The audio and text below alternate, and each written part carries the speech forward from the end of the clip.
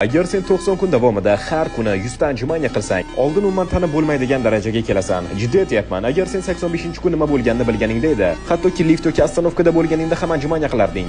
Birinchi 30 kun bu qizish, seni ruhan tayyorlaydigan narsa. Ko'kraklaring bo'rtadi, yelkalar keskinlashadi, trisepslaring ham paydo bo'ladi. 45-kunga kelib endi sendagi press shunaqa bo'ladiki, kimdir urib qolsa sinadigan sen emas, balki uning qo'li bo'ladi. Chunki har bitta anjumanya bu shunchaki pasayish va ko'tarilish emas. Bu mashqni qilganingda 200 ta mushaklaring ishlaydi. 60-kunga kelib haqiqiy go'sht davri paydo bo'ladi. Testosteroning ko'tariladi, ertalab uyg'onsang, tomirlaringda energiya oqayotgandek bo'ladi. Ortiqcha yog'laring yoqiladi. 75-kunga kelib endi sen odam emassan. Sen shikobsan. Tanang rostdan qattiqlashadi. Eshikni qo'l bilan emas, balki ko'z bilan ochasan. Ammo lekin 85-kunda haqiqiy mutatsiya sodir bo'ladi.